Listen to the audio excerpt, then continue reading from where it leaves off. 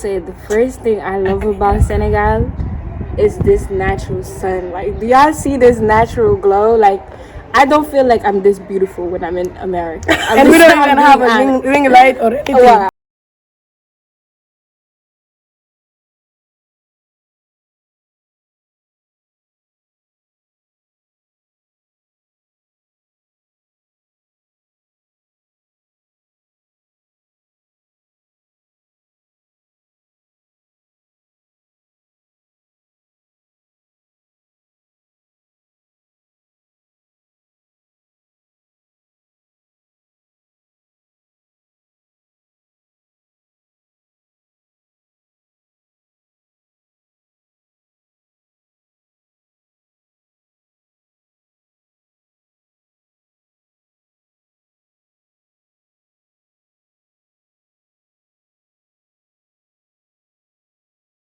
Man la Asta, And we are the Amars, and we are also in Senegal.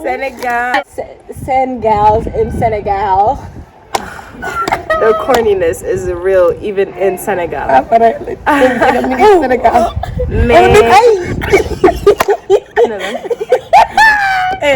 Don't cut this part out. She said. She said, how do I things? I'm doing Senegal. Oh, back here, I wasn't thinking. What are you implying? Okay. Mbokk yi ñoo ngi leen di nuyu ci seen tur ak seen sant. ñoo di Touba Sénégal. Touba Sénégal, Touba Daara Khoudoss. boo gisee ne affaire di solo sax nga xam ne mi ngi Touba. Touba la ñu nekk. Waaye col bi da kaa fàtte. Col bi mi ngi si biir. Mi ngi si biir looy yaakaar damay hijab ak yéen. su may génn daal dinaa ko teg sama kaw nëbb ko yooyu noonu. To translate that in English, if you're wondering where her hijab is, she lost it.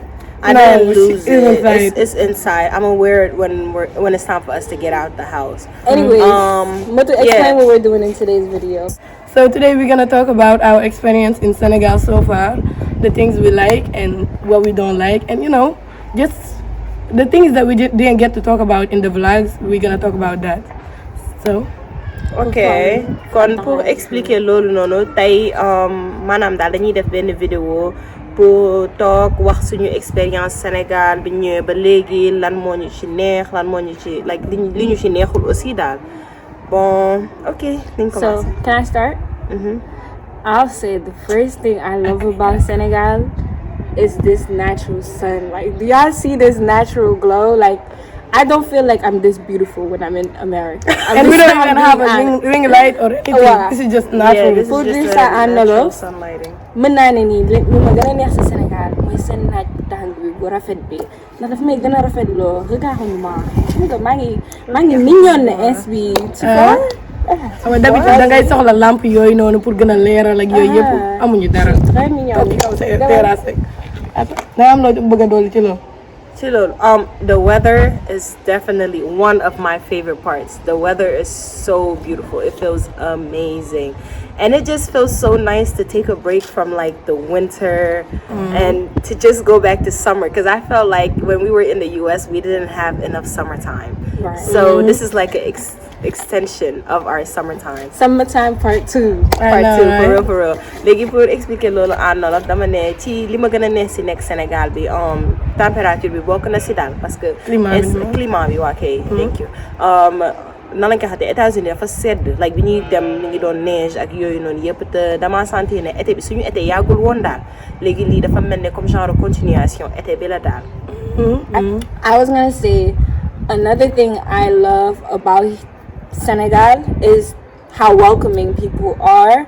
Like, I feel like I'm a very shy person when I'm around people I don't know, but people are so welcoming and kind that it makes you want to automatically, like, it makes you feel like you're at home even if you haven't been home in a long time.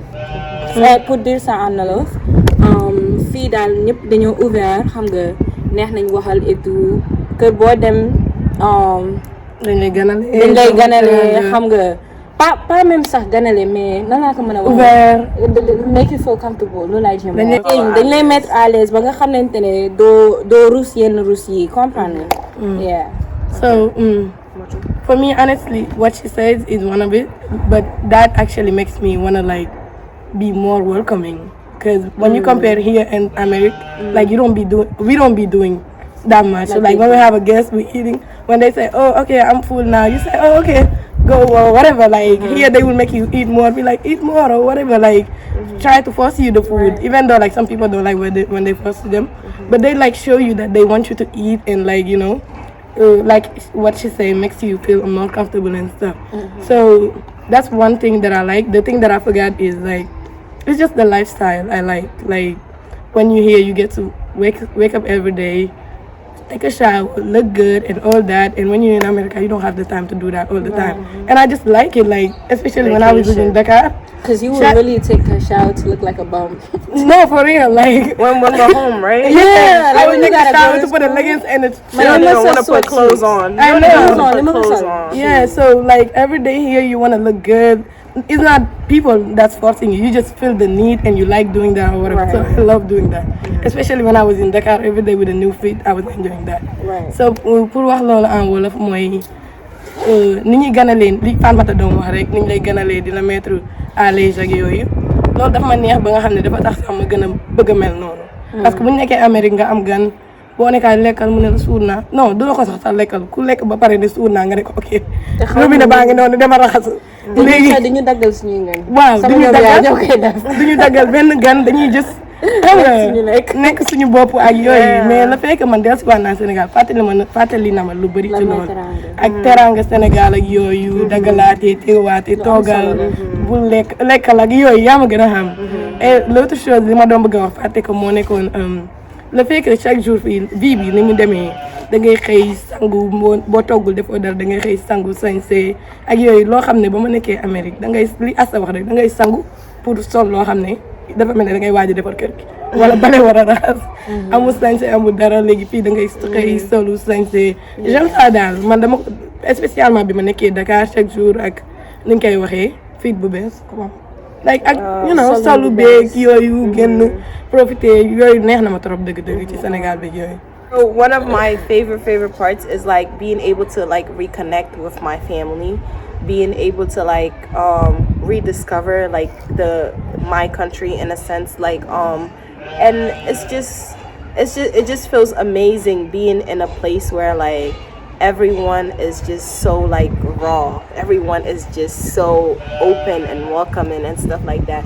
And it's like I don't know, it makes you want to, because like when you're in the US, it's like every man for themselves type thing. And here it's like even when we eat, we all eat together. Like Senegal is like a country of hospitality, and literally it's nothing like, it's not something that they just say. It's literally something they live by. Yeah, it's something they live by and stuff like that. So I really just enjoy like the realness, the trueness of everyone. Like it's like their energies like are like vibrant, like it speaks before they can even speak for themselves. It's very genuine. It's real genuine. Yes, that's the word. And it just makes you feel so warm. In a sense, it makes you feel like so happy, and like it makes you not even want to like have that nan la ñuy waxee kii bi mooy comme genre ni ngay téye sa bopp noonu daal. Like it makes you want to like let go. It makes you just want to let go and be free and just be just as open as them. Yeah, and not be on some like and not keep your guard up too much. Yeah, exactly. That's what we do. Like I feel like, exactly. I feel like I'm home. I feel like yeah, I just feel warm when I'm here and happy. Pour traduire loolu yëpp en wolof ci lan la nga waxee li ma gën a neex ci nekk Sénégal bi mooy am opportunité reconnecter nekkaat ak sama famille.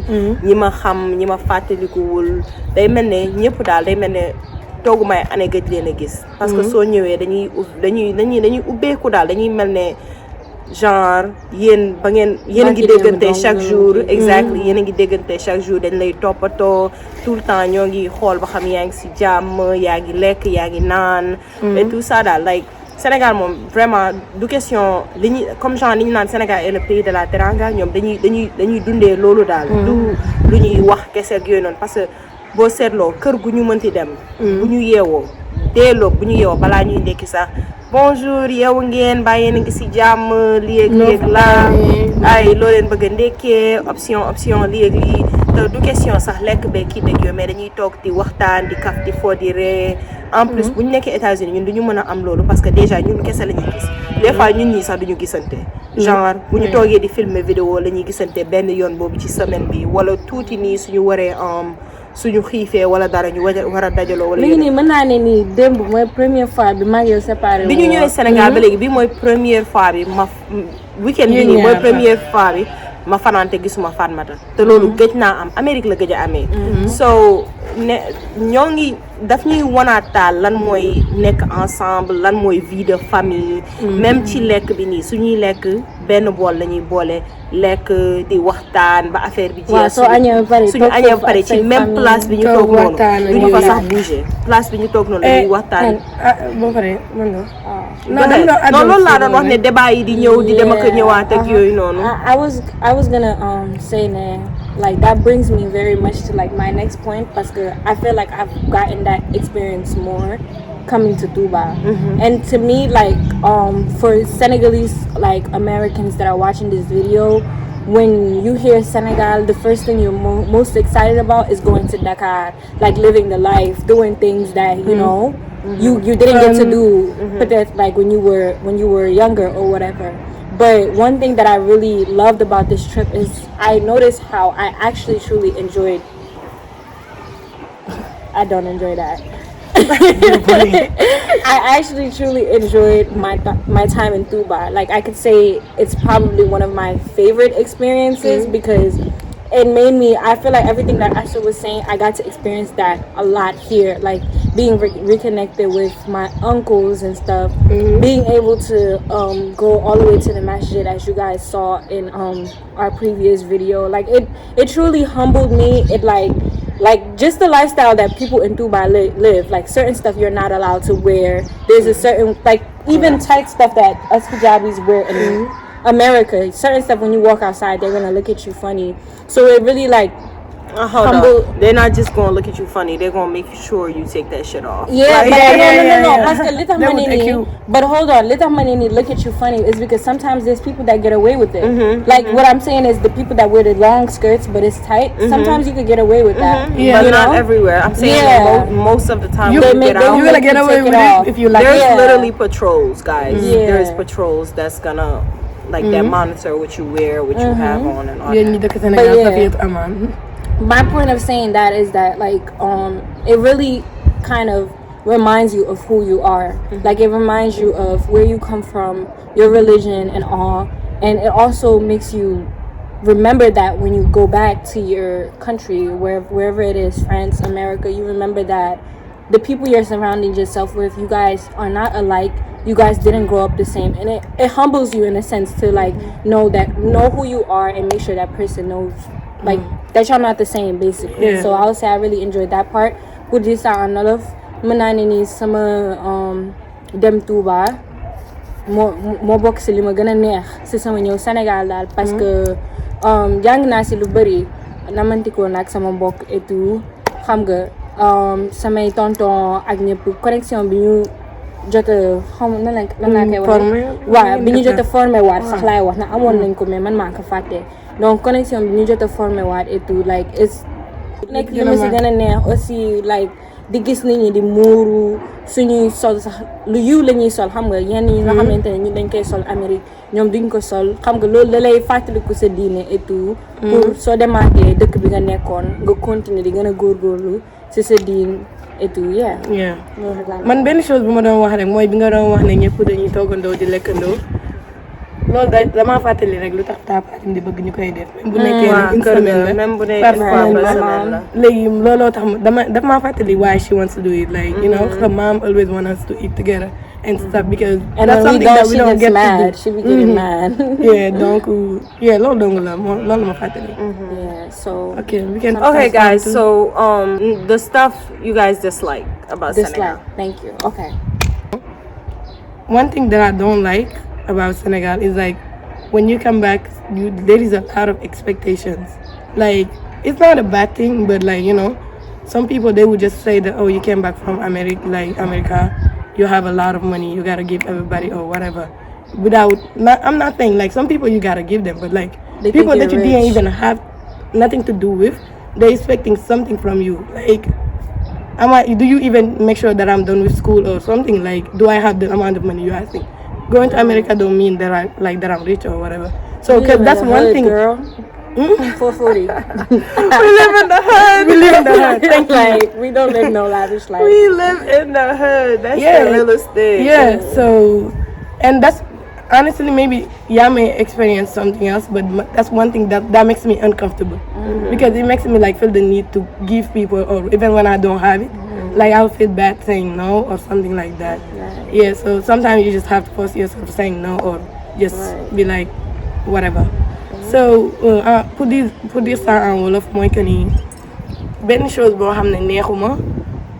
Peut-être yeneen nit ñi duñ ko gisee dara mooy le fait que dañ lay expectation. dañuy xaar lu bari ci yow daal. waaw dañuy xaar lu bari ci yow. alors que élève nga. yeah duñu xalaat ne oh yow ba léegi xale nga da ngay jàng wala dara. dañuy penser que ne oh jóge nga Amérique rek da ngaa riche am nga xaalis ak yooyu. et am na ñoo xam ne say mbokk lañ peut-être même bu fekkee ne amoo lu bari war nga leen a mën a jox. mais ñi nga xam ne seqoo woon ak ñoom sax yenn relation yi dañuy taxaw di xaar ci yow yenn yi daal et des fois da ngay gëm rek wax déedéet mais le fekkee dañuy def loolu man daf may du ma mettre à l'aise même su may wax non daf may métti daal du ma neex que ne maa ngi wax non mais à la fin damay wax ne oh ok c'est la vie su ma ko amuloo ma ko wala bu fekkee loolu ngay xaar ci man bu ma ko sekkut ak yow sekkuma ko yow donc peut-être am na yeneen choses yoo xam ne war na maa bañ a neex ci Sénégal mais loolu moo ci mettre you know ni ñu koy waxee moo ma mekkul moo tax nekkuma à l'aise des fois ak nit ñi mais loolu rek la ci man. I'll say one thing that I didn't like coming here, and it's something that I didn't like, but I feel like also kind of like put me back into my senses and like humbled me in a sense, is that like being away from 9 years, I kind of forgot some of the lifestyle I used to live, that when I came back it was like a bit of a shock to me. For example, like even though like we're joking around saying like, oh, we're in the hood, I think sometimes we really forget how privileged we are. You get it? Like when I say privileged, not about like the stuff we have, but literally in the house that we live, like the apartment that we have and all of the things that we have. It's like when you go to somebody else's house, you expect for that specific thing to be in that house, and then when it's not, you're like, dang, like I'm not used to this. So I feel like that was one thing that definitely like shocked me at first, because I was like, I don't remember the last time I had to go through this. Like I basically like to give dang, I forgot my train of to give an example, like I could say, as you know, houses in America, in the bathrooms there's the toilet, there's where you shower, and then there's the sink, right? And then to separate all that, like there's a curtain, of course, where to stop the water from going through. But in Senegal, everything is the same, it's all together, but there's no curtain, so you can see while you're showering, you can see where the toilet is, and you can see. So me seeing that for the first time in like a long time, I was just like, what? I felt like such a stranger. I was like, wait, there's one house that has curtains. My mom. Tanashe's house. Oh, my mom. So I guess, but I'm saying like a lot of houses don't, because you didn't spend the night there, so you don't know. Right. So my first time seeing it, I was just like, wait, so like, how do I stop the water from going through on that side? Like I was really like, and it shocked me, but at the same time it humbled me, because it made me realize, like, remember where you came from. It was kind of like taking me back to my roots in a sense. And I feel like that's a lot of stuff that when people go and they talk about how great Senegal is, they forget like the small things that you should keep in mind or you should expect. Pour dire ça en wolof. Ok, li ma doon wax mooy genre lii du ma ne ni dama kaa bañ totalement, mais loo xamante ne daf maa choqué la, parce que toog naa lu yàgg ñëwuma Sénégal, donc ba ma ñëwaatee gis ko dafa xaw a différent ci man, parce que vie bi dundutuma ko daal, comprendre nga. te exemple bi ma doon joxe mooy genre douche Sénégal yi comparé ko ak douche yi nekk Amérique. Même affaire bi la, soo duggee si douche bi day am toilette, am foo mën a brosse ba pare am fooy partie bi nga xamante ne ngay sangoo, mais différence bi mooy soo nekkee si douche Amérique day am nan la koy wax, day am rideau boo xamante ne day permettre day tax ba ndox bi du jàll fi fi toilette bi nekk daal comprendre nga. da koy séparé tamit ci beneen partie douche bi. waa kay mi ngoog mais man ma ñëwee Sénégal ma ñëw si kër yu bëri gisuma loolu daf maa xaw a choqué daal parce que maa ngi naan man lii tàmm ma ko et tout xam nga donc ba ma ko njëkkee gis dama doon naan lan laay fexe ba ndox bi du jaar côté bi rek yëfu dof daal yëfu koo ma doon daw sama bopp parce que lii tàmmatuma ko daal. donc tu penses que lu bon la. waaw donc ba ma koy njëkk a gis. mën naa ne neexuma woon mais si fin bi xam naa ne loo xamante ne jàng naa ko parce que delloo si waat na ma si li ma daan dundee avant may ñëw Amérique. I could say one of my least favorite parts in Senegal is the mosquitoes, bro. I forgot the mosquitoes and the flies. And the flies. Like I could say that. So when we came, like I guess because we thought it was like winter, so there wasn't gonna be like as many mosquitoes or whatever. But they chopped us up, literally. They literally chopped us up. Our hands. And our hand, like my skin is very sensitive, so it's like every little thing shows and stuff like that. So me and her literally had to go to the pharmacy and look for mosquito sprays and stuff to put on our skin so it don't touch us. After we found out, we were cool. Like we would use it every night and we were cool. But then the other thing is the flies, because it's like I don't know why. I can't give you a proper explanation of why there's so many flies. There's one right now. And they just be running and then like and then I'm just always doing especially when you're eating. Especially like when you're eating, like you have to and it's something sweet or whatever. They're all like surrounding you. Like I literally be leaving the like when we're all sitting and talking and there's flies. At first I try to be polite and I'm just like this, but at some point when I hear them start buzzing in my ear, I have to leave. I'm sorry, I'm out. I can't. And while I was in Dakar, there wasn't as many. Hey, you know what, Dakar, whatever. There wasn't as many, but when I came to Tuba, I felt like because we were eating in like an outside setting and stuff like that, so there were more flies and mosquitoes and stuff like that, and that's the one shit I cannot take, literally. Pour expliquer loolu en wolof mooy li ma gën a soof ci Sénégal mooy weñ yi ak yooyu. dañ maa lekk ba xaw ma sama yaram bi du muy mëri. bi ñuy doog a ñëw au début like genre dañoo yaakaaroon ne yooyu du bëri daal ndax seddaay beeg yooyu noonu li ngeen di wooyee seddaay yéen. but après ñu ngi ñu doon lekk like boo suñu yaram bi commencé di cicatrice di tënd rek yooyu noonu te man sama yaram dafa gaaw a kii lu ko kii dafa gaaw daal. après ci lañ dem wuti ay garabu yoo ak yooyu noonu yëpp buñ ko diwee suñu yaram yi ça va mais après suñuy lekk daal suñu wëñ yi toppee wëñ yi bu bëreeg yooyu noonu. loolu daf may déranger des fois damay kii dama koy pousse ak di ko fël ak xaw ma nuñ koy expliquer mais bu commencé di kii ci sama noppi rek may bëgg a dee boobu laa doon mën a toogati loolu kese la à part ça. Yeah. Everything is cool. I can't really say something else I dislike. Yeah, aside from that. Oh, I got one more thing. I'm sorry. There's too much sand junk be blowing my junk. Like I be coming in, I be like oiling my feet and all. You come outside 3 seconds later, so thank you, put the baby like I just like the sand too much of it. Like it bothers me. Like because I'm not used to it anymore. Pour descendre olof leneen li ma sonal mooy suuf su bëri fii xam nga parce que da ngay diw ba nice après fii ba journée bi di jeex sa tànk yi pënd ba mel ne n'importe quoi but yeah I think that's all. The last question I have for you guys is, did Senegal shift your point of view in any aspect of life, like a firm decision you made before that's kind of like changed or anything that pour expliquer loolu en wolof bi nga ñëwee Sénégal ba léegi est-ce que am na nu mu genre changer sa xel wala sa benn façon xalaat noonu daal ci loo amoon ci sa vie daal waaw. Okay, for me like when I came to America I used to say that I'm never gonna send my kid away. Like I used to say that all the time because I grew up with my grandmother. Even though I had my mom, I used to talk to her, but like I was more close to my grandmother than her.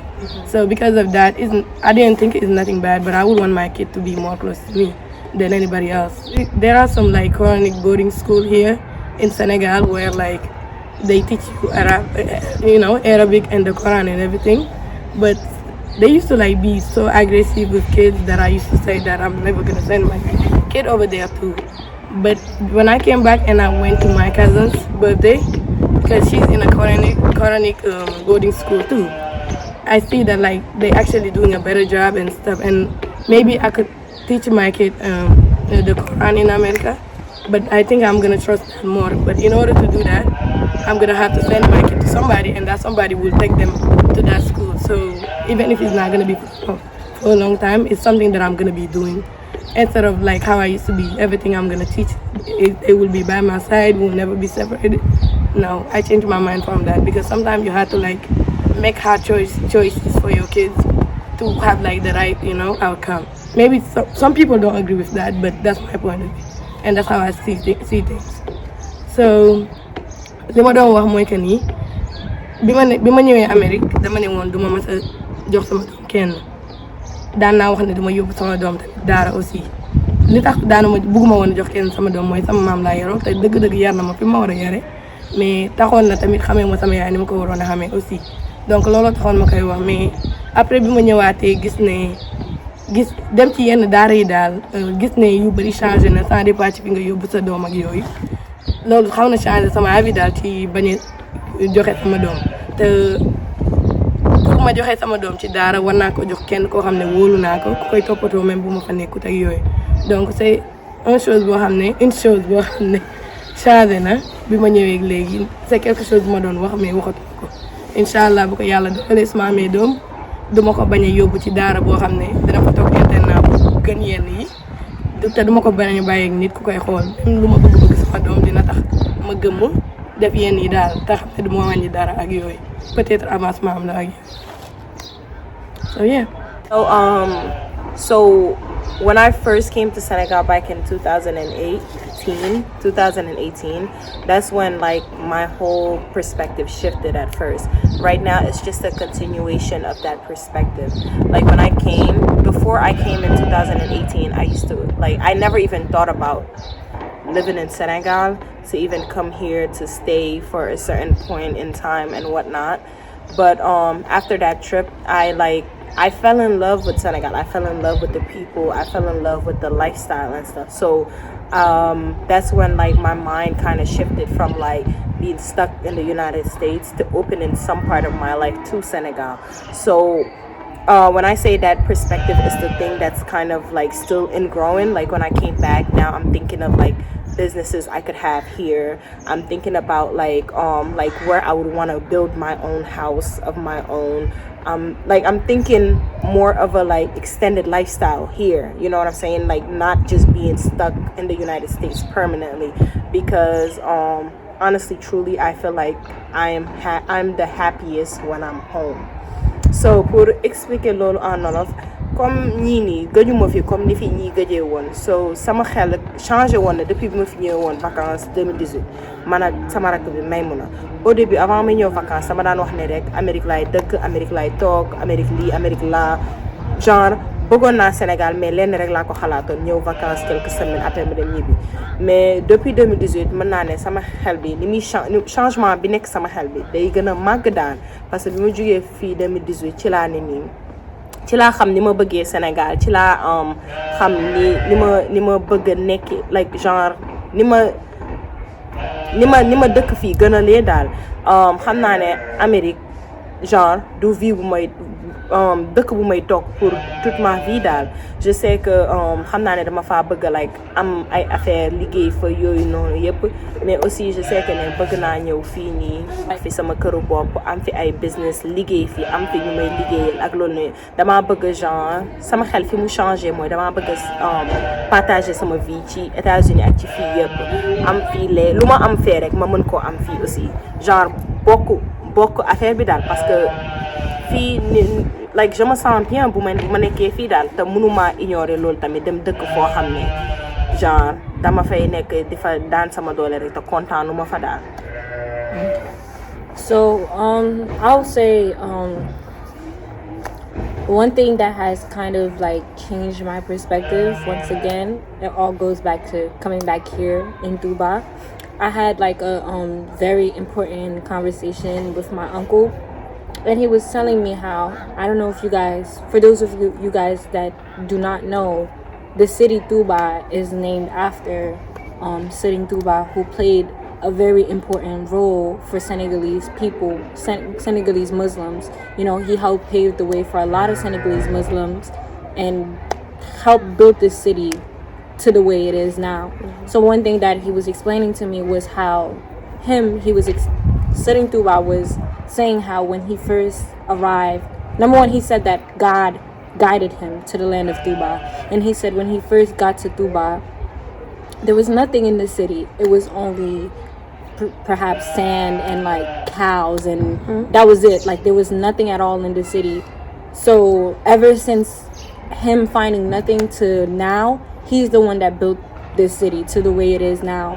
He guided his children into the right path until his grandchildren are still keeping his legacy. His grandchildren are the one that's continuing to build this city itself. And he was saying how he accomplished all of that through God. So like when I heard that story, it kind of really moved me in a lot of ways. In some aspects that Asa was saying, it kind of made me remember that I have to come back and invest into my own country. Every single dime that I make, I have to come and build it to this great country, because even though I'm seeing how much it has improved over the years, I look at so much and I see how much more it can develop, how much more it can improve. So if I'm saying all of that, why can't I be like a part of that change, a part of that improvement? Like I see myself having like my own brand, like as she was saying, businesses. I see myself having my own brand, not only in the US but in Senegal as well. Everything that you know, just to just to continue to build like this whole country in a way better, because I feel like if we took our money and actually invested it back here, we could make this country itself so much more powerful than any other country. You know, all it needs is a little bit more help and a little bit more guidance, and I feel like us people that are in the exterior, we can be a part of that change. So yeah, that's how I can say it changed my perspective. Pour dire ça en wolof, dama doon wax ne ba may waxtaan ak sama tonton mu ngi ma doon wax histoire Serigne Touba ak ba muy doog a ñëw Touba, li nga xamante ne fekk fi woon dara daal, genre suuf seeg nag yeeg genre yooyu rek la fi fekkoon daal. Mais état bi ni mu mel nii moom moo fexe ba mu mel nii, genre parce que dafa guider ay doomam ak ay sëtam ba état bi mën a mel ni mu mel ins bii daal. Te loolu yëpp su dul woon yàlla du ko mën a def, te nee na yàlla moo ko guider si dëkk Touba daal. Léegi su may dégg loolu, man tamit daf may motiver pour ma jàng li may jàng ba pare dugal genre comme li Asta wax, invest, how you say invest? Investir ko ci nit ñi mel ni man, parce que damay xool Sénégal ne waaw Sénégal li moo fi jógee mel woon nii, changement bu bëri am na, mais tamit su ma koy xool damay naan am na fu bëri foo xamante ne mën na yokk daal, mën na gën a avancer. Te nit ki mënoo gis dara di wax naan mën na avancer te yow doo bokk ci avancement boobu. So man loolu bëgg naa ko def daal, genre am sama xaalis Amérique ba pare lu ma mënti am rek investir ko Sénégal, dimbali ko mu mel ne comme yeneen dëkk yi ñoom France ak yooyu, parce que man gëm naa ne loolu mën naa am ñun suñ ci jàppee rek. Inshallah. Thank you guys so much for watching this video. If you liked it, please like, comment, and subscribe. And don't forget to follow us on Instagram. Mine is @__Asta with 2 A's at the end. Matu__na. And mine is It's Zahra. Thank you guys so much for your love. And support. Inshallah. A plus. Bye. Goodbye. Au revoir. Ciao. Alright, ready? 3, 2, 1. Put this shit in the video. Yeah, I'm gonna send it. Degalas. I said, what I said? You said nasty AF. No, that's not what I said. I said dusty. Oh, Balma. Yeah, I'm gonna nasty. Yeah, I'm gonna dusty. Shut the fuck up. Ay, Asta. Yo, tamit. Bakit? Yo, tamit. Asta. Asta. Fatima de bu wax xel tontu na la bu ko Xel tontu na. Ojo. la I jàngal loolu can't stand you. I ma tey de can't stand none of y'all. Let's cut this YouTube check now. lii I don't want to work with you guys anymore. jugal Get out. jugal nga dem xanaa du yàggul lool Ndax jaari ne di yow nga jóg moo gën a yomb xaj. I can't stand none of y'all. dem na Ok dañu waxaat leneen lu ñu neex kon. Yow leneen lan leneen lu ma neex laa doon smell wax good, don't but I blame forgot this think Girl, your whole life stinks. bu la neexee I think this is why we all miss doing the sit down videos because y'all niggas is tripping. Okay, another thing. Okay, I'm a